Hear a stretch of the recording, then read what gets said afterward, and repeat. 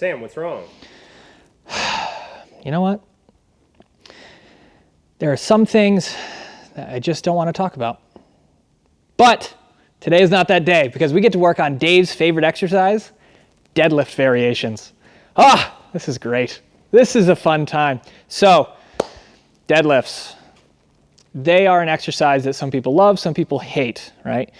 When you're training deadlifts, it's actually very beneficial to have different variations. So you can use different percentages, different loads, different rep schemes, but we need to understand why we're utilizing those variations for deadlifts, right? We did a video on this for bench press. You can check that out up above, but this is our video going into different variations of deadlifting and why you should do them. So let's jump right into it with variation number 1. All right, guys, so block pulls. You see them all different varying heights, but what is the purpose of a block pull? Well, a couple different things. First and foremost, it allows you to work on a position where you're weak at, right? So for a lot of people, about mid shin is where they start to develop that weakness. So what you can do is you can set up a block. Maybe we use these GC blocks. You can set up 1 block or 2 blocks to get it to that point where you are the most disadvantageous in your pulling position. Another great thing for these is to be able to develop your stability and your stiffness in your torso, because it's forcing you to get a little bit less leg drive. The higher up you go on a block, the less leg drive you'll have to do, and the more glute and upper back you'll have to, and torso strength you'll need to be able to actually complete that lift. So if you're going to be doing block pulls, the idea is you want to get nice and tight, drive those feet into the ground, head up, chest up, straight through, resetting on every rep. We don't like touch and goes, because if you're a competitive lifter, or if you want to get the most out of your actual training, you want to restart and reset on every single rep. So block pulls, great variation if you want to work on specific weaknesses up and down your whatever height you want to work on, and also work on your ability to lock out better. Why would you want to add this over a pin pull? Great question, Jacob. And great question, Internet, because you ask that all the time. So the difference between a block pull and a pin pull, if you're going to be if you're going to be pulling off of pins, you're going to notice, right? So we're going to have the safeties set up just about in the normal width of a squat rack. When you pull that bar, the weights are always off the ground. You're never able to really pull that tension out of that bar because the safeties are holding that tension, as opposed to a block pull where it's mimicking a more realistic version of a deadlift that you would have in competition or if you're just deadlifting off the floor. So I like block pulls better. They don't beat the shit out of your bar, right? Like, I like my stuff to not be beat to shit. And secondly, it's a little bit more sport specific to actually training a deadlift off the floor or whatever variation you're going to be doing. So great question, Jacob. All right, next variation. Now the opposite of a block pull. Now is a deficit pull. Why do you want to work on these? Well, deficit pulls make the pull harder. It makes the range of motion increase. So you can actually utilize these to work on your start, to get a better starting position for your deadlift, but also they can be used as a means of training your ability to lock out greater and greater weights, right? So you're fatiguing your ability to lock out because you're increasing the range of motion. So this is going to force you to be in a better position over the course of time when you add more weight. So anytime I'm doing a deficit, I never really want to jack the weight up, because depending on the height of your deficit, you're starting in a much lower position, right? You're starting in a position that should be fairly close to what your starting position is, but if you increase the height of this deficit, you're now going to have to sink a little bit lower with the hips, thus getting a little bit more quad involved and kind of changing the motion of the movement overall. Deficit pulls are a great variation to include if you're doing any sort of max effort work or any sort of supplemental work for your deadlift. But again, I would focus in on the technique of you doing it. I wouldn't jack up the weight super crazy high unless you're more experienced. But deficits are a great way to not only train your lockout, but also train your starting position. So give those a try. All right, guys, the next 2 variations we've already covered in a video that you can check out here or here or here or wherever it is on RDLs versus stiff-legged deadlifts. So if you want to be more in-depth with that, go check out that video. But what we're going to be doing, giving you the abridged version of that video right here. RDLs, you have to think that they start from the top, right? So you'll pick the weight up, And now what you're gonna be doing, you're gonna be lowering the weight like you would with a normal deadlift, not letting it touch the ground, and coming back up.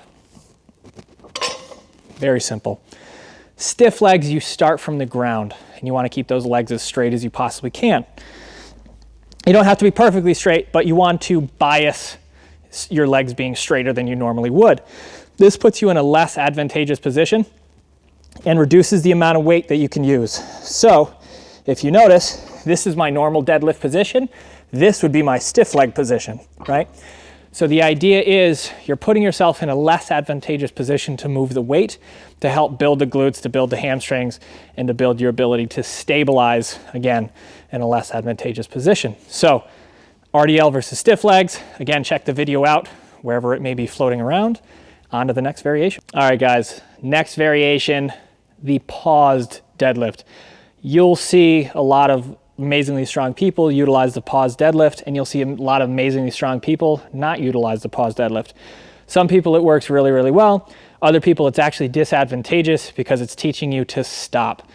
I'm on the side of the fence where if it helps somebody, let them use it. If it's detrimental, don't let them use it. But the idea is pretty simple. You can pause at any point you want, but the most common is to pause about an inch or two below the knees, right? You're coming up, pause, maintain that position, driving through.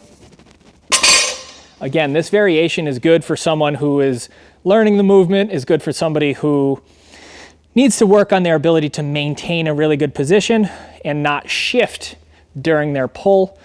It's not very good for people who have a tendency of getting stuck on the floor, right? So a lot of times the speed at which you pull can help break through sticking points, and you may be putting in a faulty pattern in terms of how you deadlift if you're teaching somebody to stop when they should be accelerating. So Dave kind of goes into this in the Juji Mufu learns how to deadlift video here, wherever it may be. Another great resource to really focus in on that variation specifically and why you may or may not want to use it. So on to the next one. And you thought you would get through a whole video of ours without a product plug? That's ridiculous. Here we go. Utilizing chains for deadlifts. Chains are a great tool. It's called accommodating resistance. What that does is that it loads more weight where you're strongest in the lift, and it's a great way to overload those positions. Chains are a really cool way to do that, and they make you feel like a badass. So if you were pulling sumo, I would attach the chain to the middle, right?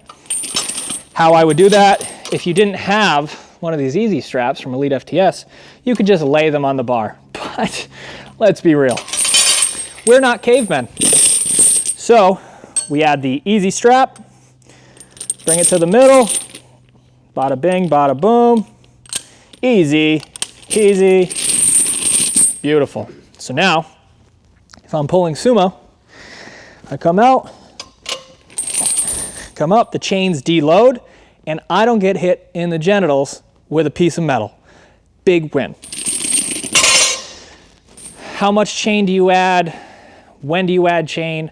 Check out our website, elitefts.com. We have a ton of articles on how to add chains, how to add bands, how to add accommodating resistance to your deadlift, to your bench, or your squat.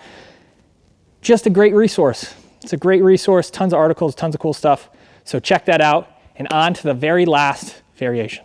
All right, guys, another, and this will actually be your final variation on deadlift variations, is a snatch grip deadlift. So first and foremost, a snatch grip, in case you're not an Olympic lifter like me, just kidding. The rings on the bar, there's usually snatch rings, right? If you're using an Olympic bar. So you want to essentially just be outside the rings, right? Snatch grip can just be wide grip. It doesn't have to be out at a particular distance, but you have to remember the farther out you go, the more taxing it is on the upper back. And that's really what we're focusing in on. We're focusing on being able to maintain a really good position with that upper back, get a little bit more stress to that area, fatigue it out a little bit more, and again, work on positions. So not only is this a really good upper back exercise, it also forces you to get more emphasis into your quads because you need to sink your hips deeper. So when performing the snatch grip deadlift, bring your hands out to the side. I like to sink my feet. Well, sink my feet. My feet don't sink, my hips sink. Hips sink a little bit lower. Lock those elbows to the back of the room, head up, chest up. Here we go. You can do these out of racks. You can do them like an RDL. They're an awesome way to get a lot of extra work to the upper back, a little bit more extra work into the quads, and to just change up your deadlift variations to do something different. So that's the last one, but the good news is I have a bonus one for you that's actually gonna help you blow up your deadlift. Let's go check it out. Oh, hello there. Bonus tip for you guys.